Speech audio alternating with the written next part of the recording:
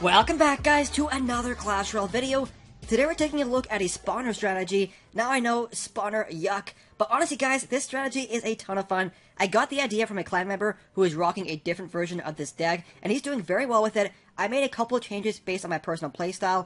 Now, if you guys don't have the Lumberjack, I would suggest using the Mega Minion, or maybe even the Miner if you happen to have it. But I'm not talking there. Let's go ahead and do some live battles with this deck. So here we are, guys. Now, the first thing I do want to say about this spawner strategy is expect the games to take a long time. Particularly in tournaments where you have that 3-minute overtime is where these strategies are best.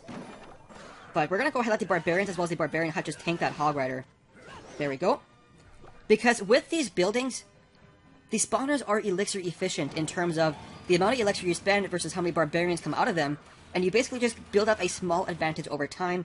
And then later on in the battle, like 3 minutes into overtime, you just overwhelm them with so many troops coming out. Now he's going to go ahead and fireball that as well as the tower, which I'm completely okay with. Just going to try and just cycle here some cards. Let's go ahead and split up some archers. Now one thing that's kind of debatable with this strategy that I like to do is I like to do split lane pressure. Use one building on one side, one on the other side, and force pressure on both lanes. And either they'll answer one lane and they'll have some fire spirits like doing damage on the other lane, or they'll try and drop something in the middle to do work. But he disconnected. We're going to just keep playing it. Maybe he'll come back in a second here. I'm not going to do an immediate push just because he disconnected, but kind of a weird disconnect there. He sent the Goblin Barrel, but then disconnected after that. So we'll give him a second here. I'm not going to do anything. And just see if he comes back. And if he doesn't, we might as well just end the battle here quickly, and then go on to the next one. But like I said, with this strategy, let's just end it. With this strategy, you want to build up a small advantage over time, and then eventually overwhelm your opponent. And that's why I have the Lumberjack as well as the Ice Golem in here, is when you start having like a bunch of buildings pumping out troops, you can go ahead and use the Ice Golem on one lane to tank, and then the Lumberjack on the other lane. And once the Lumberjack dies, he'll rage up all the troops behind him. So that's kind of why I built this deck. I also have the archers in there. The guy that I copied the deck from, he used to have the Musketeer in there. But with so many people using Lightning Spell, I figured it was better to use the archers. But that's the end of that battle. Let's go ahead and start up another one. So here we go with the next battle, facing off against Vlad. Hit him up with good luck there. Now, ideally, you want to start off with one of your buildings in your starting hand. I like to start out with the Barbarian Hut, just because it's the most expensive. So he's going to go ahead and use the Giant. He's probably using Giant Lightning. My strategy against Lightning with the spawner deck is to switch up which lanes you're using your buildings on, and that way they're forced to alternate which towers they hit with Lightning. And then over time, the Lightning damage doesn't add up to be enough. But let's go ahead. The Fire Spirits should hopefully take out all of those guys. Wow. And everything targets the Giant, unfortunately. So let's go ahead and just zap this, take out that minion, and then just do a Goblin Hut on this side right here. And that way we have Furnace Pressure on the left, Spear Goblin Pressure on the right.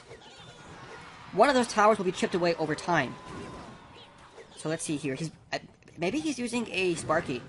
If I had to guess, guys, I'd say he might be using a Sparky deck because he has the Wizard and the Minion Horde, which are all popular with Sparky decks.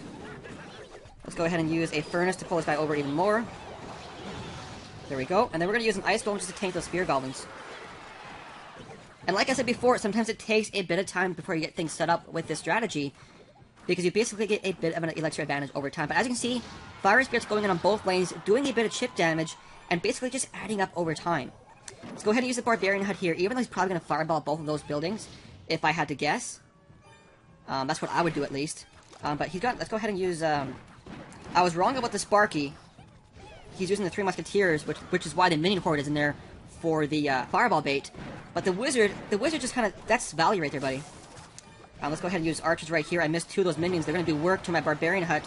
That's kind of the downside, is if you take a couple of nonsense hits like that on your hut, you lose that advantage you've been setting up over time, and it kind of resets it back to 0, and you have to start off from square one again. But that was my mistake for missing a couple of those minions with that Zap spell. I shouldn't have done that. But as you can see, over time, both of those towers are getting pretty low. I'm going to go ahead and use a Goblin Hut right here. And we'll zap those Spear Goblins just to get the one Barbarian up there, doing a bit of work. Then what I want to do is I want to save my Fireball for that, for the 3 Musketeers, sorry. And we'll have the Archers taking out. The Ice Golem is so strong against Minion Horde, guys. Like, so dirty. We'll use another Barbarian Hut right here. Look at that Lumberjack just go in and zap all these guys. The Lumberjack's going to finish the tower off for me, guys. We'll just Ice Golem right here to tank, but it's already over. 1 crown victory, both of my towers pretty much untouched. Let's go ahead to another battle here. So here we go. And let's see what we have for our starting hand. All 3 buildings. So we have our choice as to which one we want to use. Like I said before, I like to use the Barbarian Hut first. There we go, in the middle. Another Giant, pretty much like the last battle. But is he using a 3 Musketeer again, or is he using the Lightning deck, or is he using Sparky? Time will tell, guys. Time will tell. So the Mega Minion to me says he might be using that Lightning deck, sorry. Let's go ahead and do this. And the Archers. This is why I don't have the Lightning or the Musketeer anymore. If he has the Lightning spell, it just destroys that Musketeer. Barbarian Hut should tank for that Giant for a bit, and then set up a bit of a counter push, but it's not going to do much because of that Valkyrie there. And he's going to come in pretty aggressively with another Giant. Let's go ahead and do this.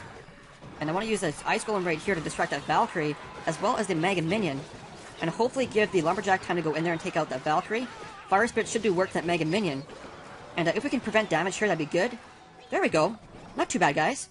And as you can see over time, on the right-hand side there, those Spear Goblins are chipping away. I'm going to go ahead and use the Barbarian Hut more so to the right-hand side, just to assist with the Spear Goblins. I feel like the Barbarians and Spear Goblins synergize better than the Furnace with the Spear Goblins, or with the Barbarian and the Furnace. So we'll have the Furnace on the left, just putting on some steady pressure on the left-hand lane, and then we'll have some troops on the right flooding out. And let's just see here. I don't want to play anything yet. Where's that Mega Minion coming at? Let's go ahead and Lumberjack right here. There we go. I want the Lumberjack to go in there and take out the Mega Minion before it retargets. But it's not going to be enough. There we go. Actually, not doing too bad. As you can see, his tower on the left there is sitting at 1,700 health almost, just because of that steady pressure. Let's go ahead and use this right here. You don't want to place it on a building until you feel like you have enough elixir to defend. And given that he's using a Giant deck, I know that he can't do like a super fast offense. If he was using like a Hog Rider or a Miner, then you have to be prepared for that. But let's go ahead and use an Ice Golem to distract with some Archers on this side. And as you can see, he's forced to defend both lanes with the Mega Minion and the Valkyrie on the right, as well as the Giant on the left-hand side. Starting to set up some strong pressure here, guys. Let's go ahead and Barbarian Hut right here. There we go. And we're just going to keep flooding out troops on one of these sides here.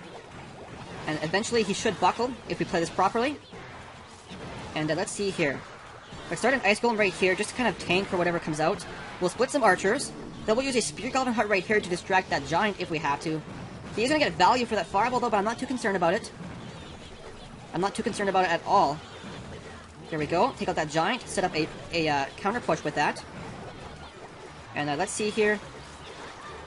Let's go ahead and use an Ice Golem right here with a Lumberjack as well. Start to put on some pressure. Archers as well. He just Fireball. He might be low in Elixir here. Let's zap this. Take out that Mini P.E.K.K.A. There we go. Rage Spell, raging out the Archers as well in the back. This is what I mean, guys, about slowly building up that advantage and then overwhelming your opponent later on in the battle. Let's go ahead and do another battle here, though. So here we are with the final battle of the video, facing off against Hero. Let's see here.